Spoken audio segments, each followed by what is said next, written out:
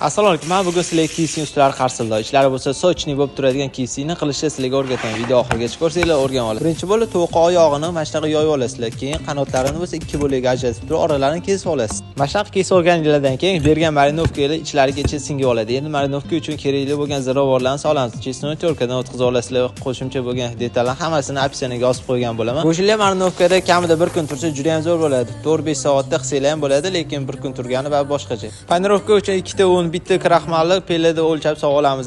Keyin uni ko'rsatganini birinchi unga, keyin suvga sekin bo'ktirib, yana oxirida unga bulg'alab turib, yog'imizni qizib turgan yog'ga sog'ib olamiz. Qizib turgan yog'da tushganida usti ko'rishga bo'ladi. Tovuqlarimizni o'rtacha 7-8 minut davomida qovurib olamiz. Olovimizni ligrovka qilib turish esdan chiqmasin. Oxirrog'ida mana shunday xurstash bo'lib chiqadi. Tovuqimizni yog'dan ko'targandan keyin tepa va pastlarga salfetni ham qo'yamiz. Ortiqcha yog'larni hammasi shimdirib olish esdan chiqmasin. Bo'lmasa tovuqinglar turgan sari bo'kib qoladi. Ustiga bo'lsa men o'zimga yoqadigan sousni soldim. Men mazza qilib yeb oldim. Ichlari sochni bo'lganini bemalol video orqali ko'rib olishingiz mumkin. Xudo xolasa sizlar ham tayyorlab ko'rsanglar, bomba bo'ladi.